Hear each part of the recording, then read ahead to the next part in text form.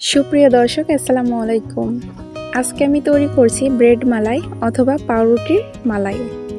রসমালাই খেতে ইচ্ছা হলে অনেক সময় আছে যে আমাদের বাইরে যাওয়ার সময় থাকে না, অথবা দুধের ছানা কেটে মিষ্টি তৈরি করে রসমালাই তৈরি করাও সম্ভব হয় না। তখন কিন্তু আপনারা খুব সহজেই কম সময়ে পাউরুটি দিয়ে এভাবে রসমালাই তৈরি করতে পারবেন। খেতে একদম রসমালাইয়ের মতো না হলেও ঠান্ডা হওয়ার পর খেলে এর স্বাদ খুব একটা তফাৎ থাকে না। পাউরুটির এই রসমালাইটা আমি খুব সহজে দেখানোর চেষ্টা করেছি, আশা করি আপনাদের ভালো লাগবে। আমি এখানে নিয়েছি 3টা পাউরুটির স্লাইস।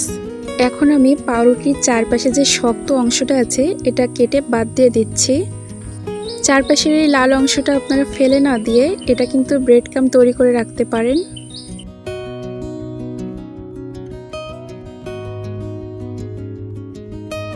এখন এই পাউরুটিটা কেটে আমি 4 ভাগ করে নিচ্ছি।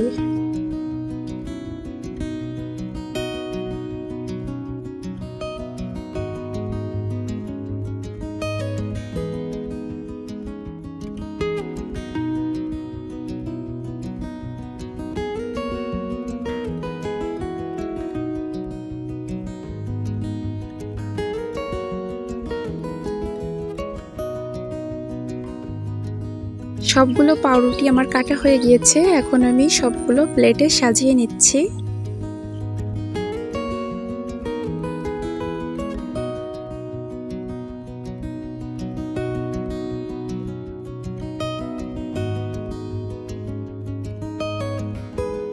এখন আমি মালাইটা তৈরি করে নেব, আর এর জন্য আমি এখানে নিয়েছি 2 কাপ লিকুইড দুধ। এরপর দিয়ে দিচ্ছি 1 চা চামচ কাস্টার্ড পাউডার, এতে করে দুধটা ঘন হতে সাহায্য করবে। কাস্টার্ড পাউডার যদি না থাকে এক্ষেত্রে আপনারা গুঁড়া দুধ ব্যবহার করলেও দুধটা ঘন হয়ে যাবে। এখন আমি দিয়ে দিচ্ছি স্বাদ মতো চিনি, আপনারা আপনাদের স্বাদ মতো দিবেন। এরপর দিয়ে দিচ্ছি 1 চিমটি লবণ। এখন আমি দুধটা ভালো করে জাল করে নিচ্ছি যতক্ষণ দুধটা ঘন হয়ে না আসছে।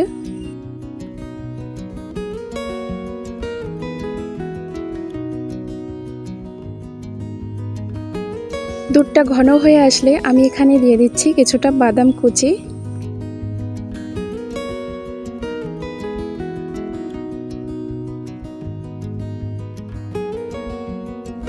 এখন দিয়ে দিচ্ছি 1/2 চা চামচ ইয়েলো ফুড কালার। ফুড কালারটা দিয়েছি দেখতে সুন্দর লাগবে, এই জন্য, এটা না দিলেও চলবে।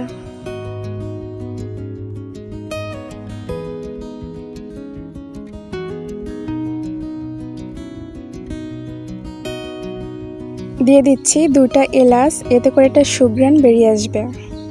কিছু সময় জাল করে নিয়ে আমি চুলাটা এখন অফ করে দিব। এখন এই মালাইটা একটু ঠান্ডা করে নিতে হবে। মালাই কিছুটা ঠান্ডা হওয়ার পর আমি এটা পাউরুটির পরে ছড়িয়ে দিচ্ছি। মালাই বেশি গরম অবস্থায় পাউরুটির উপর দিতে যাবেন না, এতে করে পাউরুটিটা গলে যেতে পারে।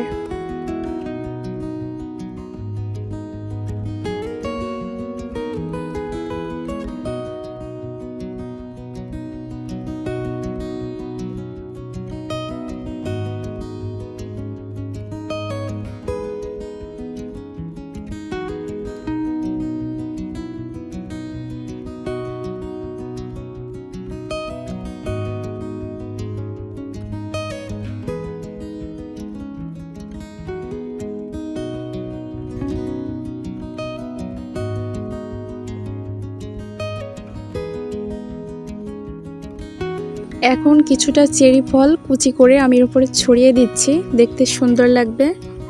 এখন এটা আমি 1 ঘন্টার জন্য নর্মাল ফ্রিজে রেখে দেব। ঠান্ডা হলে এই মালাইটা খেতে অসম্ভব মজার হয়। আশা করি আজকের এই সহজ রেসিপিটা আপনাদের ভালো লাগবে, আর ভালো লাগলে অবশ্যই আমার চ্যানেলটি সাবস্ক্রাইব করে পাশে থাকবেন। আবারও চলে আসবো নতুন কোনো রেসিপি নিয়ে। সেই পর্যন্ত সবাই ভালো থাকবেন, সুস্থ থাকবেন। আল্লাহ হাফেজ।